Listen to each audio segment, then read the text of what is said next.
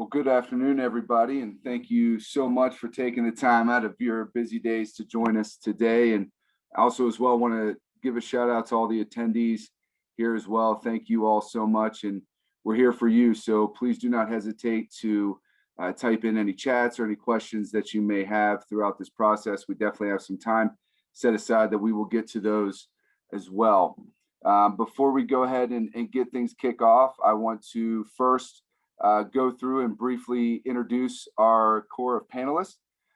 First with us, we have Mr. Roy Lopez, who is the Senior Military Talent Advisor for USAA.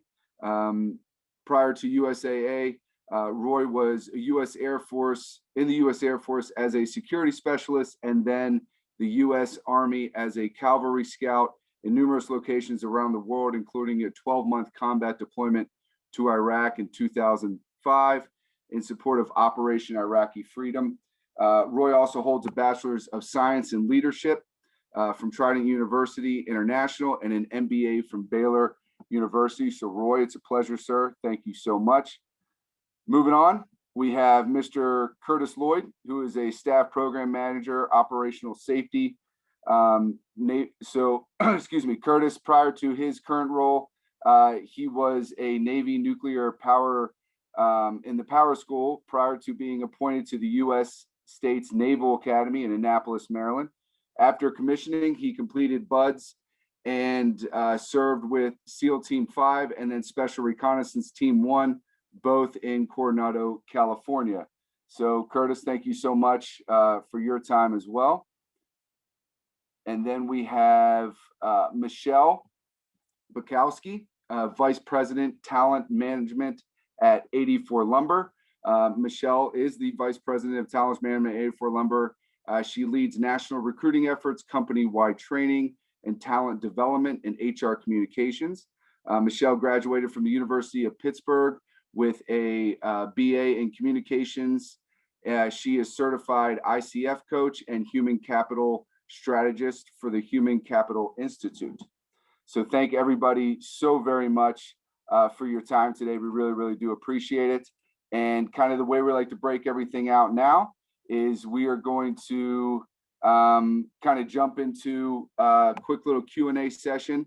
In this one, we're going to focus mainly on resumes and how translating your service into that resume could really help put your military in the best light when it comes to applying and sitting down in front of talent acquisition and HR specialists. So what I want to do now is I'll open it up to the panelists.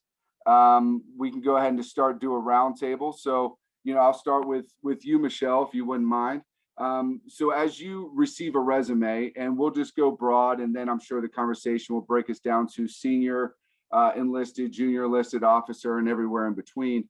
But once you receive a resume for someone prior service, what are some do's and don'ts, would you say, that you really stick out to you in that aspect of it? Yeah, so a couple of things. I think unless there is someone who has served that is on the recruiting end of that organization, translating those skills can be very tough. So it is very helpful if you can take the time to look at the job description that you're applying to and look for some of those keywords that would translate from your military language over to a civilian role language. So if it is an entry-level position, like at 84 Lumber, we're running lumber yards, which are very similar to warehouses. Looking at forklift and warehouse, put those words directly on your resume. Help us translate your experience directly. If you're in a more senior level position, so let's say you're an engineer, or maybe you've made an entire career out of your military service, and now you're looking to translate into a senior level position, it might actually be worth you calling up a resume writer and paying $150 for them to translate your resume into something that would get picked up on the job search sites, or that a recruiter would look at and understand the experience that you have. I do think there's a lot that gets missed in translation, just because between the two different worlds, we call things different words. We use different language.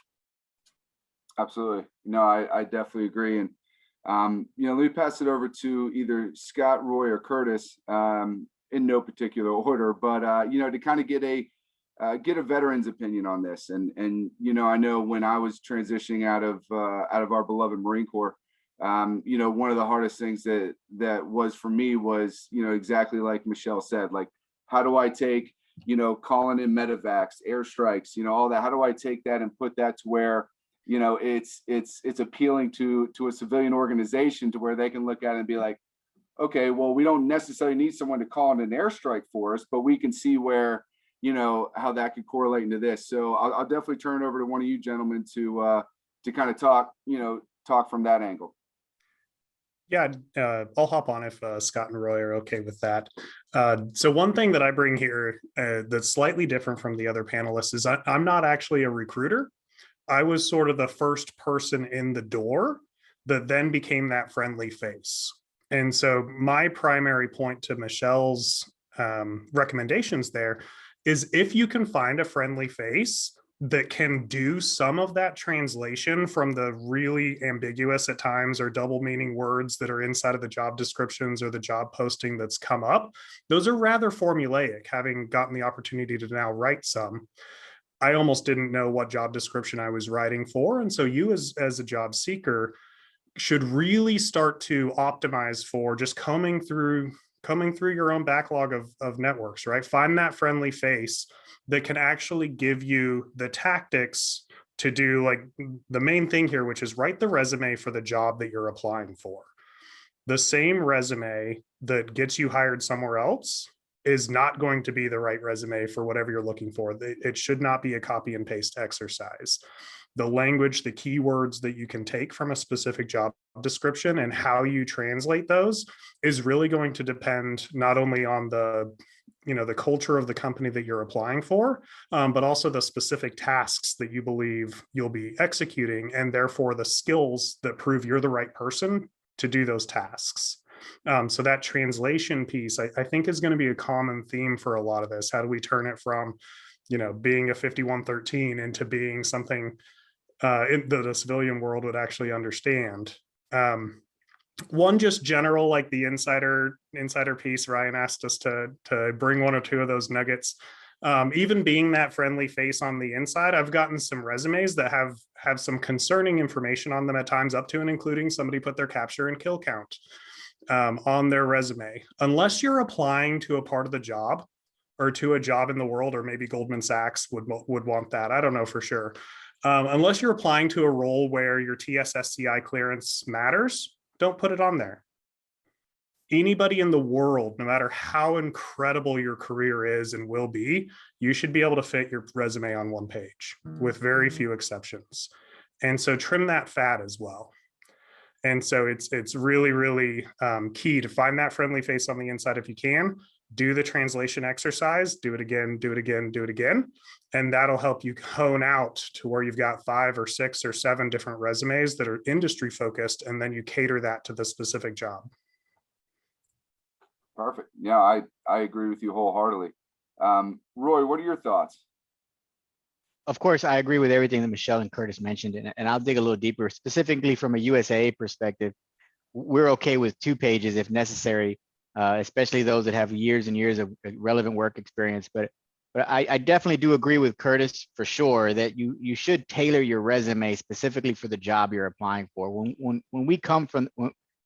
we professionally mature through the military profession, we are taught to share everything we've ever done, every schoolhouse we've ever attended, every cool prod or mission we've ever been on, to get the full picture, because the next job is likely going to be very different than anything you've ever done in a military capacity. In the civilian capacity, no, they're looking for somebody that has, in a sense, done the same job or has done something as close as possible, because there's not a lot of train up.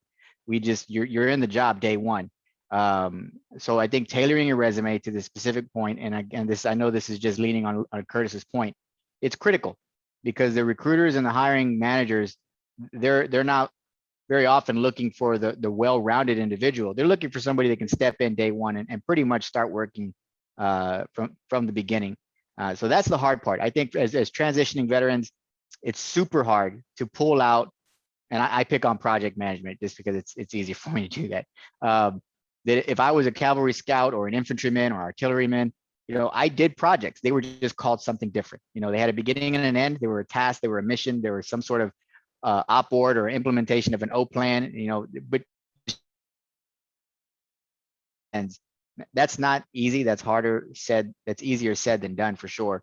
But that's the critical point. And I have an exercise that I've advised others to do is find that civilian friend, somebody that's going to give you honest, true feedback, and let them look at your resume. But it's important that you're physically in front of them, or you can easily, or if you share a screen, you can just say, hey, Dom, I'm not going to send it to you. I'm going to share my screen with you, and let them read it for about 30 seconds to 45 seconds. And then either pull the piece of paper gently away from them or take the view down from a share screen. And then ask them, do you understand what I'm applying for? Very often, the very first go around, they're not, because you're going to share every schoolhouse you've ever been to, everything you've ever done, every leadership school you've done, and it's not going to be relevant to, in this example, the project manager job. So that's just a fun little exercise that sometimes can go bad, but that's good news. That gives you good feedback on what you can change or adjust, and hopefully that's a little nugget that might provide some guidance. No, absolutely. No, I agree. I actually did that myself. With my sister who's in HR and everything, when I gave her my resume when I first transitioned out, and it really helped because I didn't know, one, what I was going to do, and then two, how to tailor that, to speak as such. So absolutely. Thank you, Roy. I appreciate it. Now, Scott, my fellow devil dog, what do you got for us?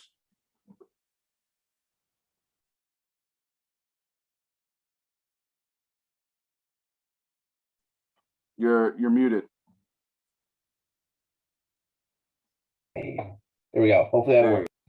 Yeah, infantry. I still eat crowns. So as head of talent acquisition for BGIS, the things I always say, I'm not taking away anything Curtis, Roy, or Michelle have said. They're all spot on. To me, it's read the room, understand what the employer is looking for, and then breaking it down. You talked about calling for air support. Well, that's prioritization of projects and dealing with stress and understanding what the nuances are for the civilian sector. One of the things I'm a big advocate for, partially because I volunteer for it, is I'm a part of a mentoring program. I'm not sure if it's okay to say the name or not, but I think it's important for those in transition, even when you're out, to find some type of veteran mentoring program out there where you can talk to someone who has served, who's made the transition and is in a successful role on the other side, to give perspective. And that helps you out with the resume, that helps you out with your elevator pitch, that helps you out with your social media presence. When I say social media, I'm just talking about LinkedIn, not the other stuff. So those are all things I think are critical and pinnacle for your success. And then it will help you make that next transition into the networking and where you should go and tailoring it down. Don't always go to military specific recruiting or networking events, but find the niche that you're looking for. If you're looking for human resources, you go to SHRM events, SHRM. If you're looking for facility management or data centers or whatever, you look for those groups to help you out in that transition. And even if you don't have the necessary skills, you can find out what is necessary to get yourself trained up on it. And sometimes there's organizations that have apprenticeship programs out there to get you that necessary skill set to bridge you over. Awesome. Yeah, no, absolutely, Scott. So, it's funny, actually, I want to give a shout out to the attendees because some of kind of how I was going to drive this conversation regarding, different individuals at their point in their military career as they transition out, right? Obviously, an E4, is going to have a different looking resume than a master gunnery sergeant or, a major, colonel, whatever it may be. So I definitely kind of want to start taking a little bit of a turn to kind of asking questions on, certain levels of individuals as they transition out, kind of what those resumes should look like. Before I do that, though, speaking of the attendees, we will be, for those who have attended, who are in here right now, we are going to be doing an Amazon $100 Amazon gift card giveaway for those that stay during the duration of this. So Keep the questions coming, keep engaged, and we'll definitely be around to get to all these. But kind of bringing us back into this, and I think, Michelle, I want to lead off with you again, because yesterday when we were kind of doing a dry run of this, you brought up some really good points on kind of how the resumes will be different, right? I mean, obviously, if I'm a captain getting out versus an E3 or an E4 or whatever it may be. So what advice would you give to, I'll start with you, Michelle, and say on the senior side, right? So on the senior leadership side, having a hard time kind of narrowing down their experience or kind of putting it all together in a resume, where I would assume, more times than not, probably going for some type of leadership position or whatever it may be. But what are some advices or kind of tidbits that you would put in or give to the attendees, regarding that side of it? Yeah, great question. So a couple of things I'll give you guys just to Google if you want to check anything out there, or there's a way to kind of work through this exercise even yourself. So you could look at personal values, a personal values worksheet or personal values exercise, a skills assessment or skills strengths worksheet or exercise, and then also something called internal drivers. So one of the things that resonates really well in, especially if you're going for a corporate position or a senior level leadership position in a larger organization, is knowing yourself and coming into the organization and being able to tell the organization what you can do. So while in certain circumstances, being the person that's saying, hey, I can do a lot of things, throw me into anything and I can make it work, is appealing.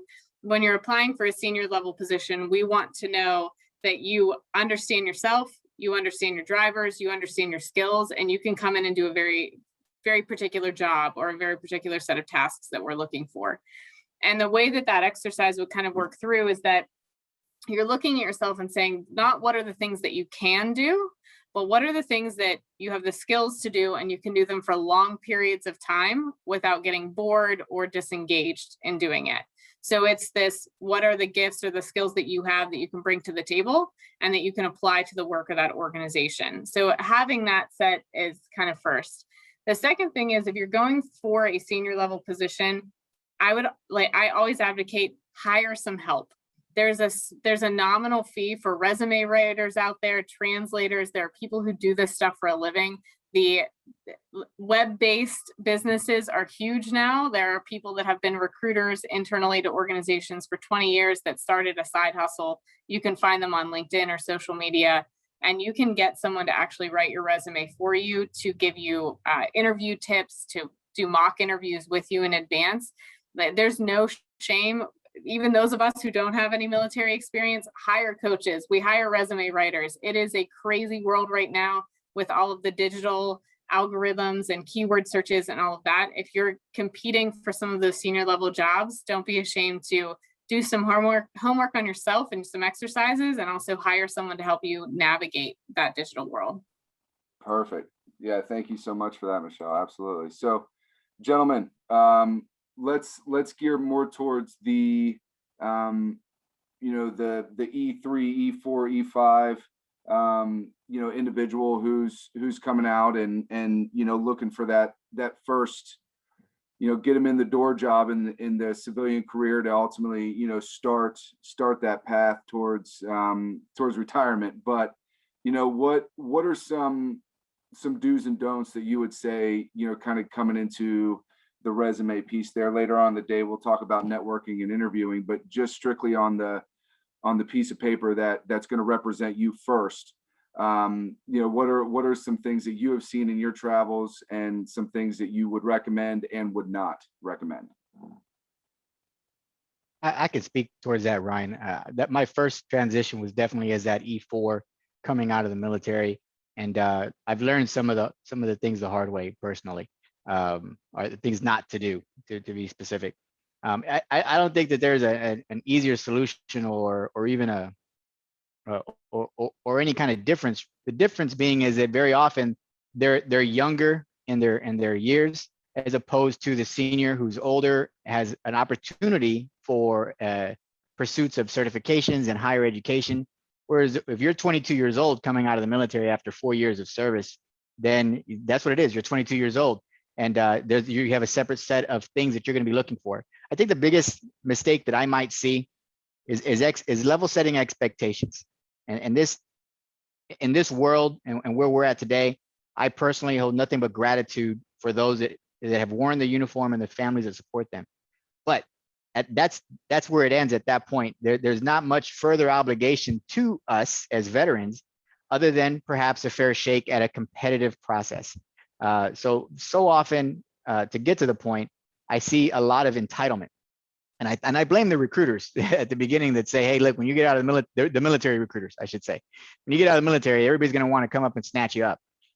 To a point that is correct, but there's a lot of potential there. But that's what it is. It's a lot of potential. And I think if you can encapsulate that potential, find the industry, the arena, the direction you want to go in, just like any other thing. Where do you want to be in 5, 10, 15 years? If you want to be in aviation and you want to work in that kind of capacity, then perhaps start looking for arenas in that business sector, any kind of position that you can get in, so that you can start progressing and really showcase that potential that I do know that those junior enlisted and junior NCOs have.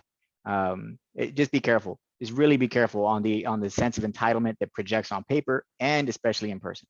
And I don't want to beat a dead horse on that, but there is a lot of potential there. So if in everybody's military background is different. The E4 that gets out, the E5 after 6 years or even 4 years in some instances, you know, you're not starting over again, but you are starting over again. So just be aware of that and just understand that you're going to face some challenges, and then reach out. All those efforts that Michelle's talking about, the things that I see in chat, use them all. It's not like when I transitioned out in the 90s where the internet didn't look like it looked now. You know, now there's resources everywhere, and just really be a sponge and just really take all that advice and put that into action as fast as possible. If not before you get out, as soon as you get out. Perfect. Scott, you wanna add something? Absolutely. Yeah, for us, you know, we BGIS, just so it's clear, we do critical infrastructure. So we oversee the maintenance of data centers, and we also do facility management of corporate campuses. So the data center side of the world, you really have to come with the correct skill set. So we're always looking for the technical, the trade side of the house to come: HVAC, refrigeration, electrical, diesel mechanics, stuff like that. And so those who have 3, 4, or 6 year contracts, when they're coming out, they're pretty self-aware of what they're looking for. And I will say the market is hot for them, and they know that too. So it's just I wouldn't say cockiness, but just understanding that there's different aspects of you can go work for an employer that's going to be open to a well-balanced life, and you can go to an employer who just was going to work you. And so we always trying to caution, hey, understand you may get $2 more over here, but you're just going to be working all the time, and you won't have time for you. And so it's for us, it's a little bit different, but the technical trades is the biggest brunt of our recruiting efforts. And then there's certain communities within the military that are really red hot, and everyone knows it, like the Navy nuke community. I know Curtis would know. They're always in demand, the electricians, and there are lots of crossover for us in the data center world. I can tell you from my time when I got out of the Marine Corps in the infantry, it was a series of failures to figure out how to get to where I'm at now. But it's just getting yourself up, dusting yourself off, and moving on to the next objective. So it's just for those who are at the 4-year mark and don't have the technical side, you know, you already have thick skin. So keep pushing forward, keep listening to the advice that's out there. And if you want to get into the technical trade side of the world, I can tell you that while we're in the process of creating an apprenticeship program, there are other resources out there for you to get into the trades, and apprenticeships is one of them that could lead you into a variety of roles, within electrician to diesel mechanic, plumbing, whatnot. And I would encourage those to pursue those opportunities. Perfect, Scott. Thank you, sir. Curtis, you want to bring us home with some final thoughts before we move on? Yeah, I think that a little bit of this was hit on. But one thing that I found quite a bit was when I was recruiting for that E4, E5 sort of skill set level and pay level to come across, I found that I wasn't getting any newly transitioned individuals. And so a part of that was at the time I was working in an advanced R&D for autonomous vehicles. And that's something that career didn't even exist, a decade ago. And I didn't know what job I was applying for when I applied to do what I'm doing now. And so somewhere in there, there's definitely do the skills assessments and understand if you have a very specific diesel mechanic type of skill set and you want to stay a diesel mechanic, that is incredible.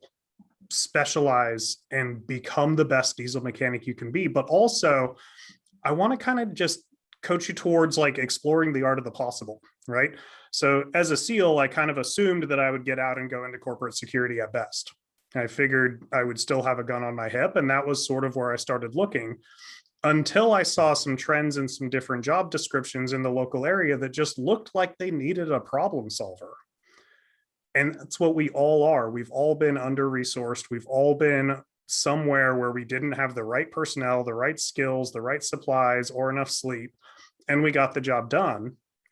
And so there's also some set where you just what you did for the last 4 years doesn't necessarily have to dictate exactly what you do for the next 4 years, especially when you're coming in at those moderate to entry level roles. Those are things that you can really learn on the job. And so don't cast too wide of a net, but also don't sell yourself short on going into an industry of distinct personal interest just because you don't have a certificate or letters after your name that are aligned with that specific industry. Perfect. Yeah, I think those are all really spot on recommendations, and believe me, I would have taken advantage of all of them and probably will, in the future as well. But thank you guys so much. Well, that breaks up comes the end of the first Q&A session. We're getting ready to break into another one here, but before we do, I just want to take some time real quick and talk to the attendees here and those that are looking to hopefully join us on July 28th for our virtual career expo as well, where not only the individuals here will be represented, but many more organizations, schools, and others that will participate as well. And kind of keeping with the theme going forward, when it comes to a resume and putting your profile together for any of the virtual career expos that we host here at GI Jobs, I just want to emphasize again how important it is to fully complete your profile, and more importantly, to have the resume a part of that for a couple of reasons. One, prior to the event, all companies that are participating and have booths in the event will be able to come in and take a look at the current resumes that have been submitted, which could lead to a phone call prior to the virtual career expo even starting. We have seen that before too. Also too, at the end of it, if there is a booth or a company that you did not have a chance to get to, or slipped your mind that they were there, all companies receive all resumes of all attendees after the VCE has been completed, right? So it's really important. I just want to harp on this again. We're not going to have a formation for all my veterans out there, but I just want to really push home that it's important to really complete that profile. Make sure your resume is up there and updated as well, because you have a really good chance of getting a call before the VCE even starts. So I wanted to drop that little plug there. And if everybody is still in the mood to keep on keeping on, I say we do it. So what we're going to kind of jump back into now with the last part of the Q&A with the panelists before we turn it over to our attendees to kind of drive the conversation. What I want to focus on now, gentlemen and lady, would be the networking and interviewing piece of it, right? So I know that when I first got out of the military, criminal justice degree before I joined, I got out. I joined the military because I thought I was going to be DEA or one of those ABC boys when it was all said and done. And after 2 tours in Helmand Province, Afghanistan, I didn't want to do it, right? So I kind of wanted to have, something a little bit more behind the desk, if you will. But one of the biggest things for me was, how do I start? Like, who's someone that I need to get to know to get into a door? Or, when I sit down for an interview, am I too relaxed? Am I too uptight? Do I wear a tie? Do I not wear a tie? Just that type of stuff. So, turning it over to the panel, let's start on the interviewing process, right? And then we'll get into the networking. So, I'll start with you, Roy, on this one. When you sit down with a veteran that USAA is potentially looking to bring on board, kind of what are some again do's and don'ts, or some things that you've seen that you're like, yeah, this was great, or I would definitely make sure that people know to never do this again? Well, thanks for letting me go first, because there's some easy ones I can just knock down for everybody. Now, I'm from Texas, so this is going to go against my own personal desires, but the overuse of sir or ma'am is troublesome, or Mr. or Mrs. or Miss, whatever you choose to do. It's not easy transitioning to the civilian world, because we grew up differently, where that never happens. We don't refer to somebody that's senior to you in a less than formal way very often. Just only thing I can say about that is stop. Just stop. I can't give you any better advice on that. Just relax, be your genuine self, and understand that you're not in a board. You're not interviewing for Soldier of the Quarter or any other award or promotion. They're just getting to know you, and you're getting to know them. Just have a conversation and answer their questions. That's the other thing that I see, and I hear it a lot. The questions they're asking, really listen, like actively listen and respond to that question. Don't talk about all the other things that you want to talk about until it comes to that point, and you'll have that opportunity. But just relax, and just be your genuine self. And I've often told people, how would you sit down and have a conversation with, say, and this might resonate with you. I hope maybe it does for me. If you're going to have a conversation with somebody that maybe was the same rank as you, but served in Vietnam or World War II, if you still can't have that conversation, or the Korean War, and just have a normal conversation with that person. Still be respectful. They're the same rank as you, and just drop the sir or ma'am, and you might be able to have that real heart-to-heart conversation. They're interviewing you for a reason, so you're already a step in. Now it's just up to you to really showcase that you're the right person for the job. And and I say this with all love, they're gonna be able to tolerate your presence for 8 to 12 hours a day, every day, in some format of the way. It's like, it's a tough choice to interview somebody to come onto your team, because you're stuck with each other for a long time, for most intents and purposes. At USA, there's no probationary period. So yeah, whoever we select, we're gonna be talking to you every day, all day. So just let them know that the person that they're interviewing, they're talking to, is a nice person to have around and has the skills that they're looking for. Perfect. Yeah, agreed. Let's see. Let me switch it up a little bit here. Scott, what do you got for us, sir? For us, Roy, excuse me, has really covered it. You have to be able to be a part of the team. For us in the data centers, just to give them a rough example, if a data center goes down, that's $1 million a minute. So your ability to handle pressure is paramount, and your technical knowledge is paramount. But more importantly, is your team interaction skills. Your people skills are going to be really important. If a person says, "Hey, my name is Scott," you don't need to be Sir or Mr. Haas or none of that. It's just Scott. I have talked with all rank and file, and I get the Sir. It's like, you don't need to. I was enlisted. I was an NCO. It's like you just get in there and have a good relationship. To me, one of the things, as I said in the beginning of the call, read the room. So before you enter the room, what's the attire like? What's the environment like? There's going to be plenty of information out there on Glassdoor and other sites to give you insight on that. And you can go with it, or you can go formally dressed. Going formally dressed, wearing a suit and tie never hurts, but also knowing the environment is important too. I work for a cybersecurity company where I wore a suit and tie. They all thought I was government.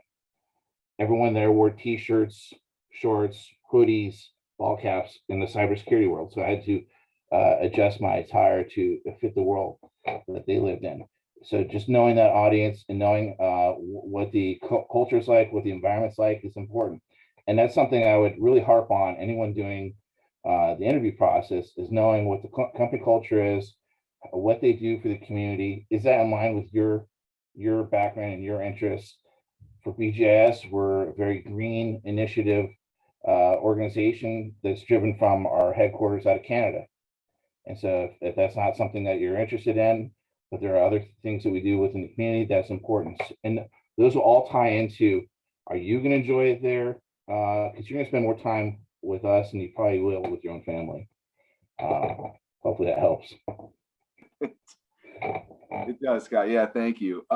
So actually, I want to do something different here. So for Curtis and Michelle, I want to lean on you two for the networking piece of it, right? So I know for me, when I first got out, I was lucky enough to have my older brother, because I was down in the DC metro area doing DoD sales, and he was already in there, so I kind of had that in. But when we moved up to Pittsburgh, and I didn't know anybody, I immediately pulled up LinkedIn and just started seeing who are my veterans in Pittsburgh that are at higher levels in certain companies, or whatever it may be, and kind of lean on them, and had some success in doing it.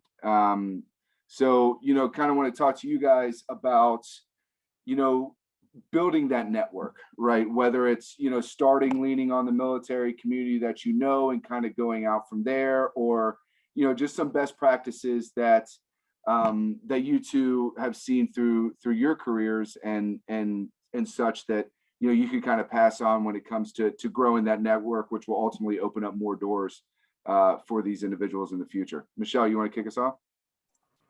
Sure, happy to. So a couple of things I was writing down as folks were talking, because I think we have a lot of really great advice coming out from the team here today, the panel. The first piece of advice I'd say is be balanced in the resources that you're using. So it can be easy because there are a tremendous amount of resources, especially those that are free for transitioning military or veterans, that can sometimes keep you in that military bubble, though. It's stepping out and getting into the resources that are provided for all candidates or all prospective employees that are actually supported by that organization themselves or by industry groups.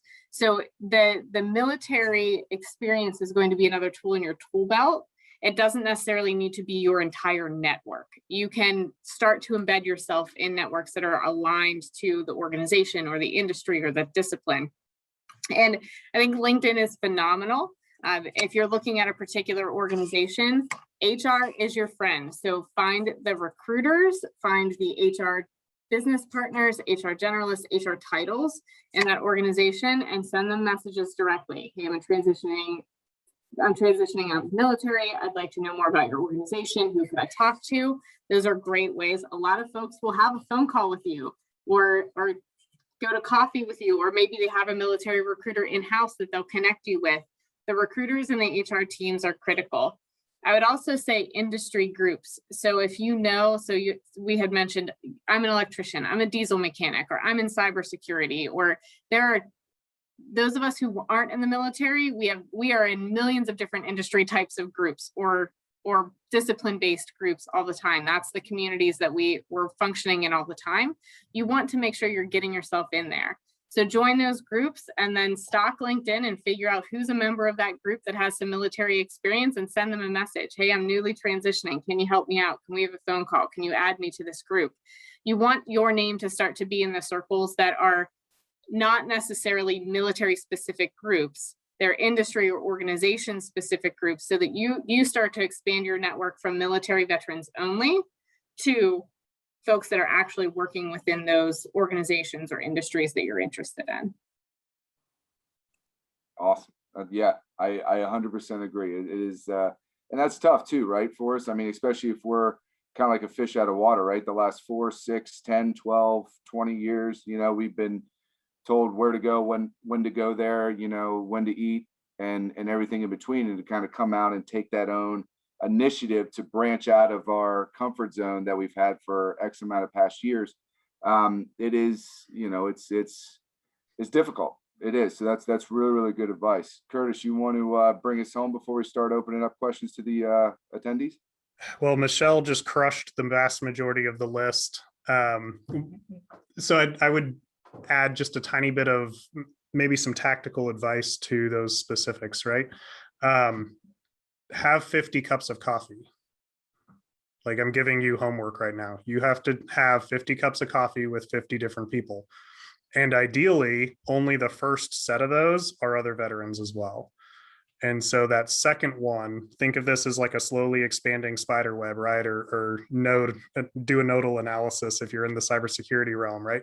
So once you find a person that's a connector, they'll give you those next 5, 10 names, or they'll give you, I'm not glorifying alcohol, but they'll tell you the Friday night happy hour meetup that group happens to go to. And so don't be afraid of just asking for a cup of coffee and getting turned down. It really isn't that big of a deal. You're going to get turned down hundreds of times in order to get those first 50, and that's totally okay. One thing on the LinkedIn stalking that I really, really like that sort of advice, that's actually how I got my first foot in the door, was some of the job descriptions, they'll have the specific recruiter that's actually hiring for those, and you'll start to be able to find the realm within a given company that a recruiter focuses on. Usually one recruiter doesn't hire across the entire company. They hire for a specific vertical or a specific 1 or 2 verticals. And once you make friends with that person, even if you're not a fit for one of their roles, they're going to help their friend that sits at the desk next to them fill one of theirs. And so really, like, I can't emphasize Michelle's advice there. Not only is HR your best friend when you're trying to break in, but in my case, HR became my best friends because I work with a ton of people that are infinitely smarter than me, and HR are the other people. And so they ended up being my best friends once I was there as well. And then those recruiters went and worked somewhere else. So not only don't think of only your first job, but think of the next 5. The idea of and this may be an unpopular opinion amongst the other people on the field here, so take this purely from the tech grain of salt. The average tenure in the tech world right now is 18 to 21 months. The idea of a career plan is a myth. View yourself as a series of loosely connected jobs and focus on the skills that you acquire throughout those, and weave your own narrative rather than thinking that there's a specific one-way career path that's written down with a degree on top of it. That's a complete and utter lie. It just doesn't exist in the civilian world anymore. You don't do 32 years and then get a pension. That doesn't exist. And so be okay with that. So start building that network, not only for day one. I took a massive pay cut from the military for my start, and that was totally okay because I haven't had to apply for a job since. Your reputation and your friends and those networks, even though I took that initial step back, I've since far past where I would have stayed even if I had stayed in the military the entire time, because it becomes this self-reinforcing network effect. If you really invest in it genuinely, you're not using these people, you're genuinely making a network for yourself and you're adding value to it. No, I agree. I mean, when I first got into sales, my first mentor told me, he goes, Ryan, just in anything in life, but sales, but in anything, people buy you before they buy what you're selling. Right. So, I think it's important that, like all of you said, that, you really have to put yourself and surround yourself with those that, are kind of on that same path that you're on. And, going to piggybacking on Curtis, that, if you take a pay cut or whatever, you start where you don't think you should be or whatnot, but you work hard and you make the right connections and grow the right network, you never apply for a job again, and it's I started seeing a little bit of that as I was transitioning out, back in the day where, and I'm not 100, but it was one of those things where it's like your first job, you need to be management in the next 10 years. And then, everyone's cutting cake at your retirement party. And it's the same people that you've worked with for 40 plus years. And I remember, just going to different conferences in the DC area around Pentagon City for all these defense GSA contracts that we were bidding on. And, I'll be sitting there and a competitor's right next to me. He's like, hey, I just won this, Marine Corps contract. You want to come work for us? I mean, it was just, you know, it was that easy because like Curtis said, they know who you are, they know how you operate, and you know, it definitely you know, as years go on, it definitely makes the transitioning period a lot easier for sure. So thank you everybody for taking the time on those questions. Now we are going to turn it over to the attendee questions and see if what we can get answered here. Here's one from Jared Warner. What about mid-level NCOs, E6s and above, with a variety of backgrounds and higher level education, but not much of a focus on a particular industry? Is the focus more on entry level, or how would you enter management in an industry based on those common leadership skills? You mind if I take that one? Because that's sure. Yeah, basically... it's open. So whoever wants to jump in. So there is again, tech perspective here. There is a family of job descriptions out there that are all PM. There's program management, product management, anything in that sort of an ecosystem. And from my personal experience, that was the most direct transition from everything that I had done in my 12 years in, and where I've found that I add the most value. Within that PM space, it is about, if you're in intelligence, you'll understand this, it's about doing a true user study, finding the stories, finding problems, and then creating the set of solutions. And then after that, it's racking and stacking and prioritizing and executing. It is exactly what the vast majority of us did, whether we knew it or not. And it's really, you know, I've never gone and gotten a PMP certification or anything. It's never been a letter after my name, but it's a letter after every one of our names. And so you get to be a tiny, in product management, you get to be a little CEO over your own product family or feature set. And it really teaches you the reason that I view it as an incredible first, and I'm still in this family. So up until now, career path is there's no function in the company that I don't work with. I'm driving finance and legal and safety and public relations and then engineering, of course, being the core function because I'm in tech. You get to work with every one of those people every single day. Mm-hmm. And so it really shows you, it's like peering across a prism through your entire organization if you're in the project, program, or product management space. And that mid-level NCO, that's exactly what you do. And it's just a very, very direct carryover. Awesome. Thank you, Curtis. On to the next one. So this one's from Diana Brooks. Can you give advice on how to handle the rejection of job application? We have all been there. Who wants to jump on this one? I could try that. I only Robert, because I've been rejected a number of times. Yeah, who hasn't, right? And that's a personal journey to take, and just understand that it's competitive. It's not just qualifying. Qualification does not equal competitiveness in any way. So just because you're qualified for the job, that means you're in the game, but it doesn't necessarily mean you're going to win. And that's and I think we've said it a number of times today that's okay. Don't commit. I'm in line with Curtis. He touched on this too. Don't commit to one company, even if it's the best company in the world. And I think that I'm part of one of those best companies in the world, and along with many of the organizations here today represented. But I'm not married to this organization. I love this organization, but I'm prepared if I need to make a change. And so often I get the question, "Hey, Roy, here's my resume. Here's what I've done. What should I do? And what can I do at USAA?" And I'll be the first one to give you the very difficult information or very difficult advice. That's only a decision that you can make. No one can tell you what is best for you in your career, what direction you should go in. That's a lot of self-reflection that wasn't required in the military, because by and large, they told the service told us what our next job was in a generalized format.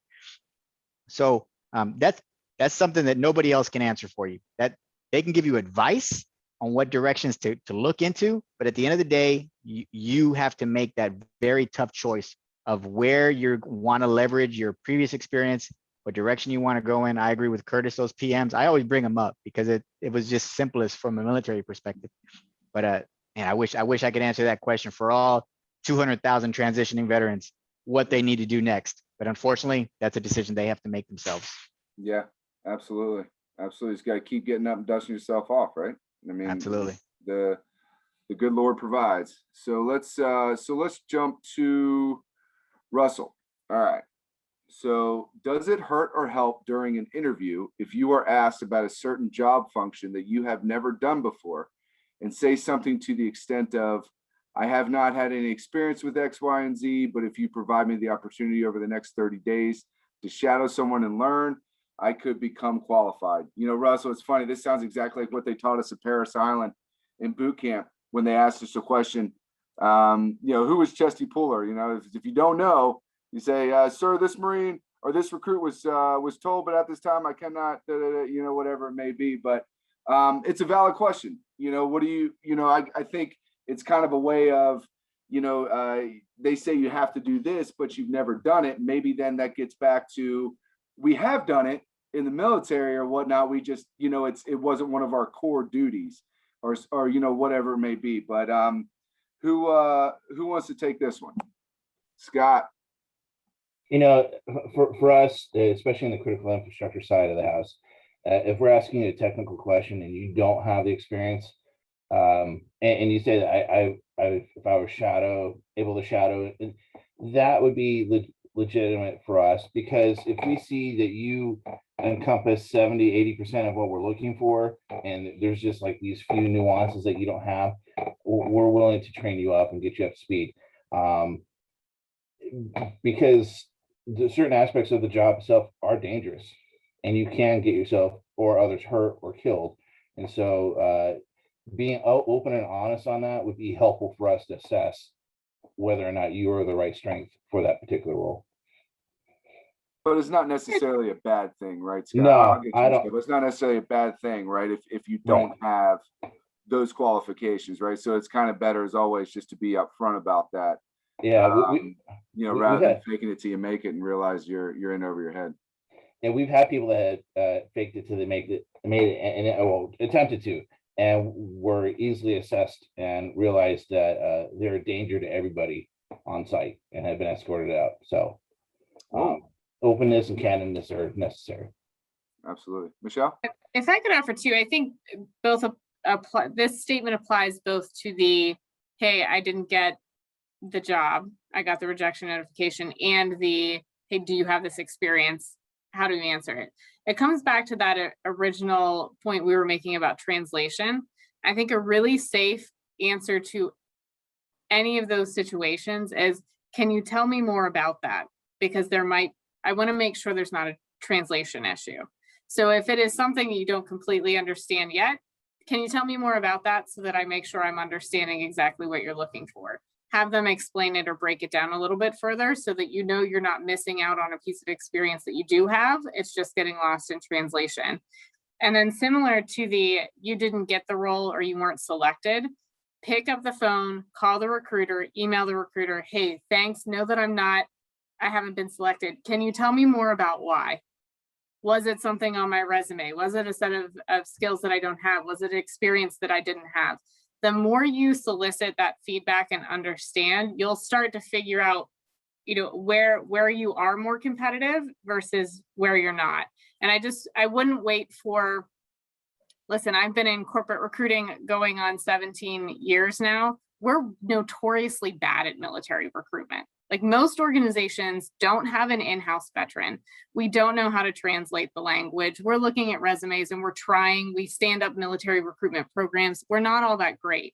So expecting us to be able to ask the right questions or dig for the right information isn't always going to be there either. So asking us questions in return, like, tell me more about that, or what is it that you're exactly looking for with that question, and asking us questions back, it helps with that give and take in the conversation, and we're not leaving anything on the table. Yeah, you said something, Michelle, that hit home with me as far as like following up with the recruiter, right? Whether you go all the way through the interviewing process, you have 2, 3, 4 interviews, whatever it is, and you don't get it, or, you know, they don't even call you back after you submit the resume. But, you know, for me, I think I was on like my 3rd, you know, 5th job interview with like my third different company. And, they were like, yeah, it comes down to you and one other person and we'll let you know by Thursday. Well, the following Tuesday came. So I kind of got the message, right? I can figure it out. But I called and, I was kind of little, ticked off about it. Right. I mean, it kind of felt like they were stringing me along, and, it really opened my eyes when, they had an honest conversation with me, and they're like, yeah, no, Ryan, listen, you were great on paper. You look great. You're personable. We love you. Everything was great. But, the way you answered this, or the way you kind of carried yourself with this, or this person thought this and this person thought this, whatever the situation may be. But I think that is insider trading information, right? I mean, if a recruiter is willing to sit down and tell you exactly what everyone that you met with thought, and kind of, their feedback, it does nothing but make you that much better, moving forward. Because just like what we did in the military versus what we're doing now in the civilian world, we got to have an A, B, and C plan for everything, right? Got to make sure everything's covered. So the more the better you are, kind of little GI Joe drop there.